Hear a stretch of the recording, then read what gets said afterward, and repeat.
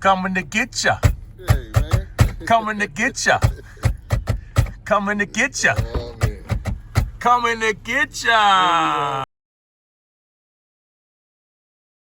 All right. I had to come get him.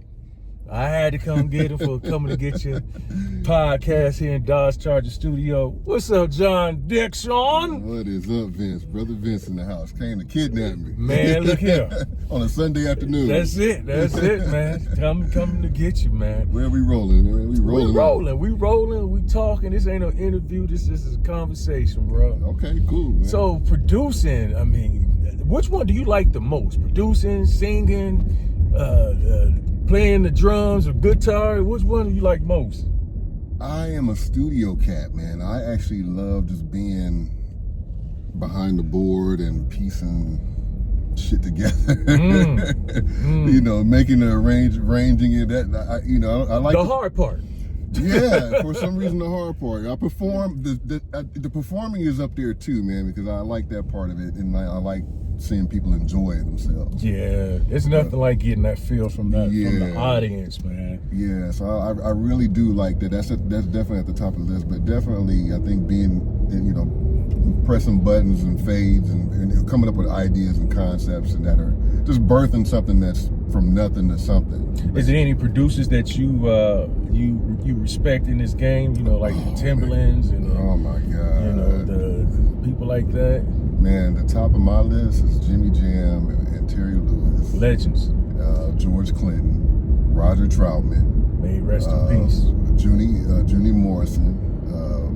It's just, oh my God. Prince is at the top of the list. Jesse Johnson's at the top of the list. So you like cats who you really and truly had to play instruments. Yeah, that's what I was raised on. It wasn't just, pushing a button and, auto-tune and all that other stuff. It's like you had to have, for those type of producers, do you have to have the whole band in there? No, not necessarily, man. As a matter of fact, a lot of the artists that I mentioned, man, they're like pretty much behind the boards, kind of controlling. As you know, they're kind of like one-man bands. Prince is like that, and not George Clinton, but Jesse Johnson's kind of like that. Multi-instrumentalist and also produces other artists. Rick James, another one of my heroes, man. That's had his hand in Mary Jane Girls and Val Young and all that stuff. So yeah, the list goes on and on. Those are people that I adore, man, just for their talent. And it's so crazy because everybody that you mentioned, most of them aren't here anymore. I know. And one of my very first concerts I went to was Prince, Vanity 6, Morris Day and the Time. And I went with my mom at the Hair Arena in Dayton, Ohio. And I think I fell in love with groups and singing and stuff. Because think about it, we really didn't have no rap and all that back then. You might have had some pop, Michael Jackson and something like that, but you didn't have no rap. Like I think the Sugar Hill Gang finally came. Yeah, the rap was real scarce back then. It was kind of here and there until about 83, 84. That's when we kind of got the Houdini and the Run DMC and the LL Cool J blow up, the Fat Boys, God, those Curtis Blow, and those all concerts that was off the chain too. Yeah, boy. Beastie Boys. I remember going to see the Fat Boys. Yeah, man. Oh, I remember going to see Hammer, being on stage with Hammer. Oh, wow. I had when I was younger and a few years ago. Wow. A few years ago, and I don't know how you end up being on stage with Hammer. Because I think I had told you that, one of my first loves was in my rap group, being a dancer in my rap group. I remember you telling me that. So, out of all your instruments, which one do you love the most? Congas, percussion. Like Sheila E? Yeah. Oh, man. Yeah. But how do y'all go about doing that, man? Because, it's like so many of them, man. You know what? I don't know. I don't know. The bongo has been in my hand since I was a baby, man. And I got pictures of me being like a toddler with bongos in my hand. And I just as a kid, just beating on the couch, beating on the counter. And do you have like 3 or 4 of them? Or? Man, I got pairs. I got probably about four pairs of congos and drums, drumming and timbales. Yeah, I got all that stuff. So when you guys like create a song, what is the first thing that you pull up? I know it's got to be the beat, but when it's with instruments, we're a scratch. We're a scratch for me personally, or just like when I'm with the guys. With the guys, to all come together and just be like, okay, that worked. Well, with the band and the guys, most of the time it's mostly just jamming. You know, that's where most of them tell people what jamming is. Jamming, yeah. For those that are not in the know, jamming is just basically just starting up. Somebody just kicks in. A lot of times it'll be a drummer or a piano. Most of the time that'll just start laying a groove, and everybody that just kind of just falls in line. And the next thing you know, everybody's playing the same thing together. Where did this come from? You're just all jamming in the same key, and you're just all, blending. You know, one of my favorite movies is James Brown movie with Chad Boseman. Get on up, yeah. Get on up. Yeah. And I think that's why I asked about the whole recording, because he always had the whole band in there when they were recording. And I know I've been to, oh God, what's the place in Detroit? United Sound? Nah, we're Motown. Motown. Okay. Motown, that house. Okay. So I actually been inside that place. Okay. They got a basketball court in there too, believe it or not. And I know, again, watching the James Brown movie, that's where they were. If I'm not mistaken. I think that's where they were when they was, they had the horns set up in one section and drums and everything set up in one section. That's why I asked you, does everybody have to be in there? Yeah, usually when I go to the studio with the guys, I'm usually separated. Usually the studio that we do go to, it's usually the drummer, the bass player, the guitar player, and the keyboard in one room. And then I'm usually in another room with the percussionist, as the percussionist, and then the vocalist. So usually when I do record with the guys, we're only separated by two. Yeah. I think I would love to be in a band if I knew how to play an instrument. But I think the thing that I would hate the most, because I do plays, and we always have a band, during the plays and whatnot. But I think the thing that I would hate the most, even being a DJ, is carrying my equipment. Is that where the roadies come in at? Yeah, but unfortunately, I'm a little selfish and stingy, so I don't hire nobody to do it, so I do it all myself. I remember when I get paid, I want all my money. Right. I remember my boy John Roberts. Shout out to John. John is a hell of a bass player. And I think we was on Frontier or Spirit, one of the two, and they would not allow him to take his bass on there. And of course, you know what happened. It got lost. Yeah, of course. It got lost. And I ain't never seen somebody so down and miserable as John was. Man. And, we had to go to that next city. And, thank God he knew somebody that was out there that had a bass. But I didn't know it was a difference between the right hand and left hand bass. So he basically had to switch it around some kind of way to be able to play it, because whoever he got it from was the opposite hand. Oh, wow. He was. So he had to play it upside down, basically. Yeah. So he ended up, crazy. I mean, about a week went by, but he ended up getting his back. Because he just knew it was gone. Not coming back. Yeah. Because it was really, really nice, man. Dang. One thing I also wanted to ask too is, why does it seem like musicians, y'all always go to the studio super late? Or is that just the rappers? You know what? I've never had that problem. And even in my band, the people that I play with, we're pretty prompt for the most part. Not on time, but y'all go there late. Like I might start at 9, 10 o'clock at night and go till 4 or 5 in the morning or later. Oh, yeah. You know what, man? I guess that would be inspiration. And to be truthfully honest, man, a lot of my inspiration does come, actually right before I lay down, or when I'm going to sleep, or sometimes I'll get up. I leave everything on in my studio, so I don't turn it off. Sometimes I get up in the middle of the night and I have an idea, and I jump up. I just go in there and I'm ready. And then sometimes I'm up every morning.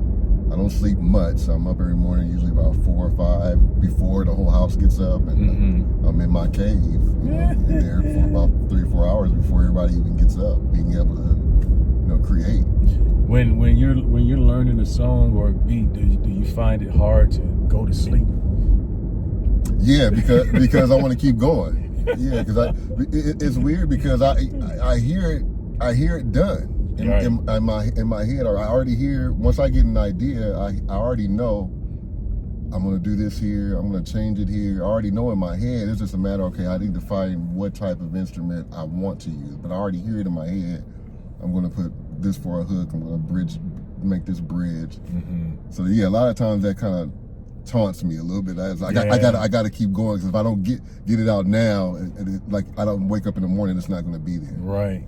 Yeah. It's just like for me when I'm studying, right? And I'm just not learning something, and maybe I have to film the next 2 or 3 days. If I mess up on my lines while I'm sleeping, I get up and look at the script. Really, yeah. I have to. Yeah, you got to get that peace of mind. Yeah. Do you know that the producer Zaytoven, or heard of him? I have heard of Zaytoven. Man, have you seen his videos? You know what? I'll be honest with you. I've been in the same room with Zaytoven before, but I've never actually met. But I'm always in the room with other producers, but I've never gotten in contact with. But I see him. But I'm always in rooms with him. Check out his videos, man. Yeah, that boy cold, man. Yeah, I'm very familiar with Zaytoven. He does a lot of Gucci, man, and Migos stuff, but he does a lot of gospel stuff on top of that too. Yeah. And in his videos, he just be sitting there like playing with one hand. You know, and his son is cold with it too. Yeah. He's definitely dope. Yeah. Do you find it easier to make music in, today than it, maybe 15, 20 years ago with the technology? With the new technology that we have out now, I mean, with the computers and all that other stuff. Do I find it easier? Yeah. Or do you like the grind of piecing stuff together? Like, for the film industry, they don't use film anymore. Yeah. They just use paste now. Right. Yeah. Do you rather have that, or do you rather just be like, man, we're gonna do it like we did in the old days? You know what? I actually I do it more. I like the computer, and then that's why part of the reason why I use the name Digital Soul, because I like digital technology. Now, what is Digital Soul? Well, that's my moniker. Yeah, that's my moniker and my artist name and my producer name. So the concept of Digital Soul is, using computerized technology, a lot of the today's technology and equipment, but still keeping an old soul, because I still combine real instrumentalists on my stuff. I work with a lot of people from our Parliament Funkadelic. I've done some stuff with Trezay Clinton, Trey Lou, Lige Curry, the bassist for Parliament Funkadelic. I've done some stuff with Saul, who's an artist in France. Another brother who's Sean Cooper, who's in Australia. So I've done stuff with people all around the world. So I dig that I'm able to do that and include these artists who actually play guitars, play bass. They actually sing. They're real artists, so everything is not strictly done by a computer. Right. So my concept is done with the technology of today, but I'm still using live instrumentalists on my projects, and that's why the name is Digital Soul. We just lost a legend in the game, the drummer from Morris Day in the time. And other groups. Well, I forgot his name. Some Barry or something. I forgot his name. That would be Jelly Bean Johnson. Jelly Bean. I said Barry. Jelly Bean. Yeah, Jelly Bean Johnson. I actually was quite close to him. I actually spent some time. I got to know him about 7-8 years ago in Minneapolis. That was the first time I met him in front of First Avenue, and we've kept in contact ever since. And then I'm friends with quite a few of the band, and so 3-4 times a year when they come to California, I'm with them, and I'm with them backstage. I'm with them hanging around. So the last time I actually saw Jelly Bean, I was with him. That was in June of this year, so it was a few months ago. I still think he got one of the hardest beats when it comes to playing the drums. 777-9311. Man, that beginning, oh my God, man. The way it just creeps up on you too. That's some slick syncopation on that drum. My God, I mean, look, I don't know too much about what is he doing, right? Jeez Louise. See, we live. People can't drive. We safe though. We safe. Yeah. I might be talking, but I'm watching every doggone thing. Shoot. So what do you have? What do you have? No, I know what I want to ask you. So if it was somebody dead or alive that you could work with or could have worked with, who would it be? That you feel like you could have made a nice song for, or y'all could have, gelled together? Like right now? Dead or alive right now? That is a good question. You know what? I would really like to do something with Sheila E. or one of the Escovedo family. I would really love to do something. I got a hookup with Jesse Johnson. I got a hookup with Sheila E. Well, I do too. Oh, okay. Because she's on the family business. Okay. Business, Yeah, I'm good friends with Juan, and I see Pops quite a bit. I hang with him. I actually saw Sheila. I was with Sheila last month in LA. We were at the Mothership Connected for Seth, his book. He wrote a book about his mom, Maya Franklin. And we were at the book signing, so she was there. Yeah, she was there. Lynn Mabry was there from Brides of Funkenstein. There was a lot of people there. Okay. But yeah, probably. You know what? To be truthfully honest, even somebody like them, Don Silva from Brides of Funkenstein, Lynn Mabry. I like a lot of those women, the Mary Jane girls. Yeah. I would love to work with a lot of the women. I love the stuff that they do or did. Bernadette Cooper, she's another one, man. She's hot, man. There's just so many people, man. Stevie Wonder, I came in contact with Stevie Wonder, man. I wish I had time to say, man, I want to write with you. I got a connection. Yeah. Tammy Mack, I'm gonna hit you to hit my boy up.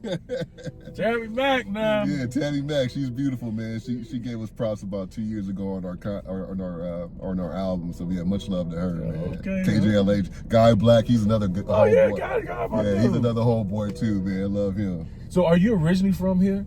Originally from here, man. Born and raised, man. I was born in Gardena and raised in Linwood, Compton. But I'm gonna ask you this question. Have you ever been on Soul Train? No. Never you from here and been on Soul Train? Yeah, been on Soul Train, man. Man, look here. Growing up, I was a dancer, and our goal was to be on Soul Train.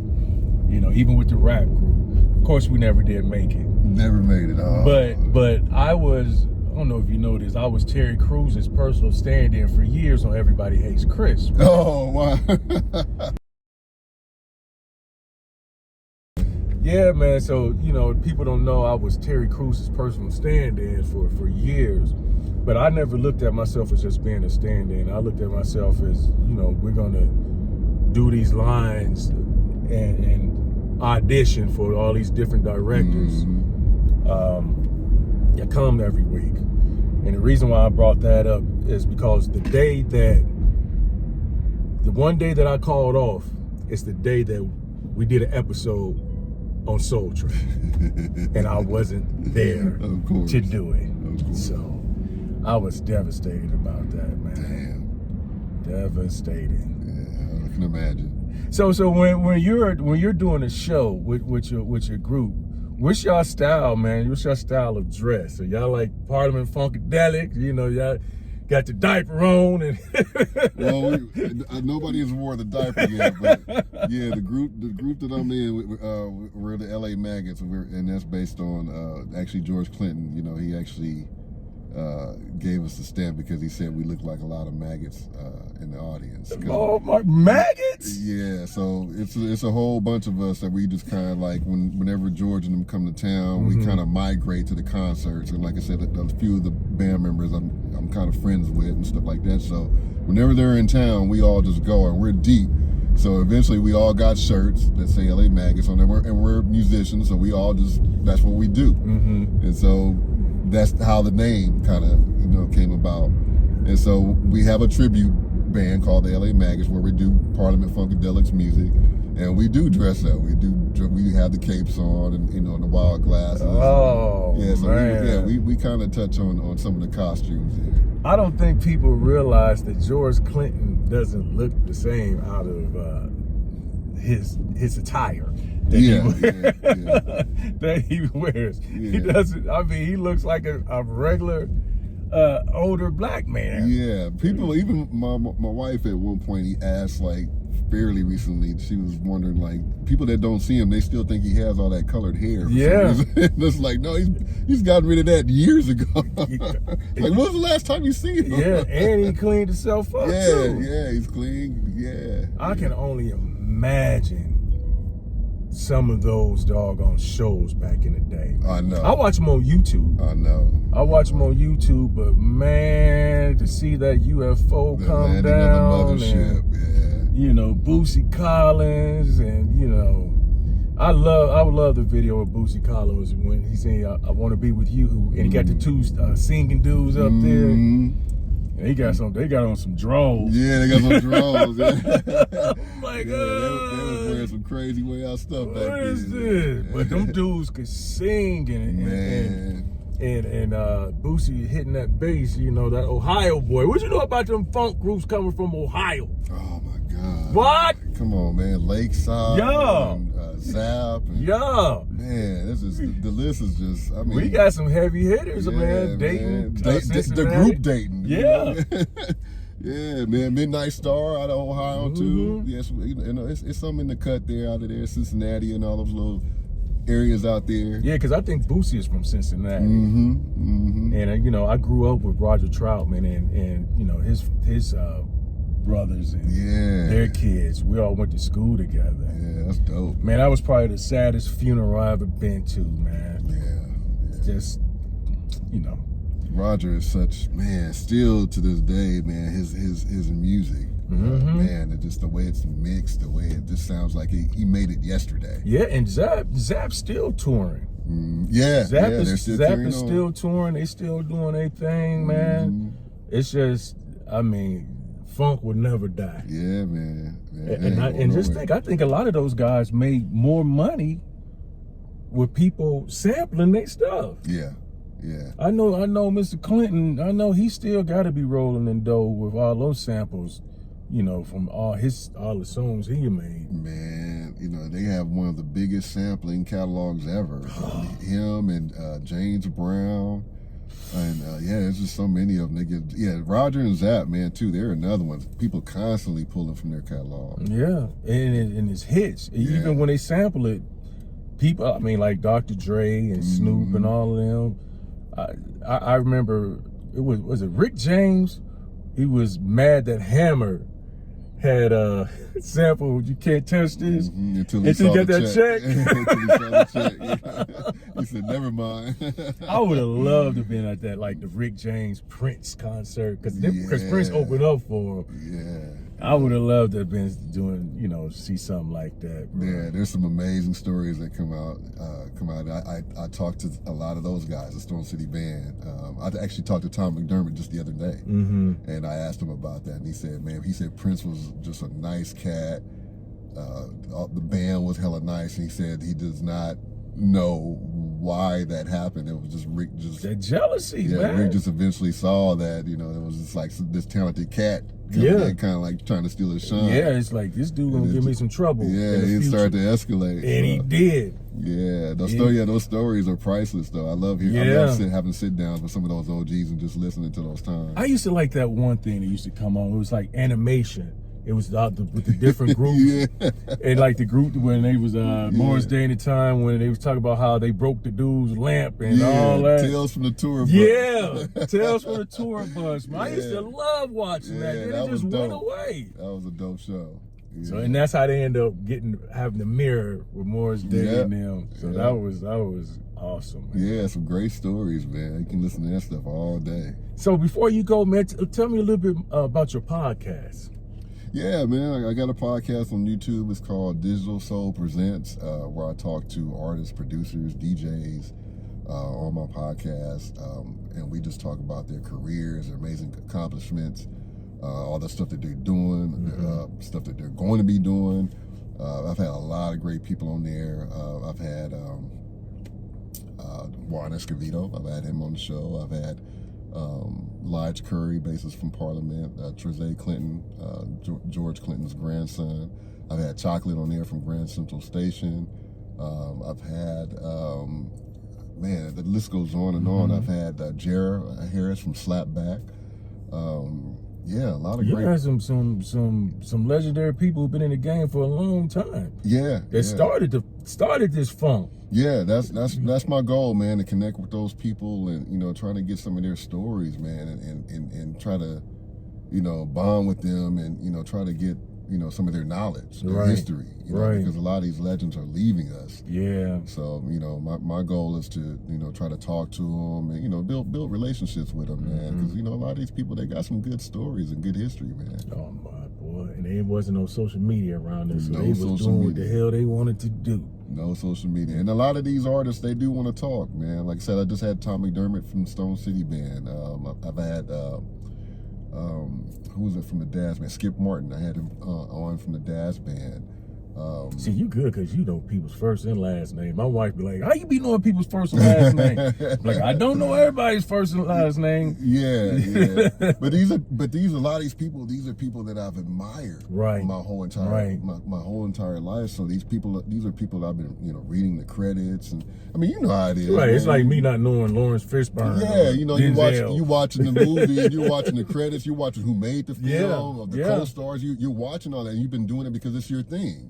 You know, it's your passion. So you want to know who's behind the scenes, not only who's the main characters, the main artists, but who made this project. Because it takes a team. It takes a team. People always focus on that one, on the star. It takes a team. But it takes a team. And that's, for me, it's just like this podcast. It ain't about celebrities. Mm-hmm. It's about people who got stories and don't mind talking. Mm-hmm. Because for me, the word celebrity, it's not the same anymore. Yeah. Everybody's celebrities. Girl over there twerking, she's a celebrity. The dude over there that's talking crazy, he's a celebrity. Right. The dude jumping on a woman, he's a celebrity. What? Yeah. It's like, since when? What I think all happened with these reality shows. It's like, okay, they're a celebrity because they know how to get on TV and act a fool. Yeah. And go quote unquote viral. Yeah. But it is some people who taking their whatever they trying to do to the next level. Yeah. You know, they getting out of that whole reality world and they really, you know, doing the music, they really doing the acting. So them, I don't have a problem with it. But that other stuff, and like again, celebrity and star it's not the same. Yeah. It's a whole different concept now. It's not like it used to be. So tell people where they can find you, bro. You can find me on Instagram at Digital Soul. Digital Soul is DYGITALSOUL, all together. I'm on Facebook as J.I. Blue Dixon as well. I'm also on YouTube with my channel. It's called Digital Soul Presents. I have tons and tons of episodes on there. You can also find my music, Digital Soul. My debut album is called One, The Genesis. It's available everywhere on streaming outlets. I also have CDs available, but you can find me on Instagram, Facebook. I don't do TikTok and none of that other stuff. He on there dancing. Yeah, I don't do all that stuff. I'm on your basic social media.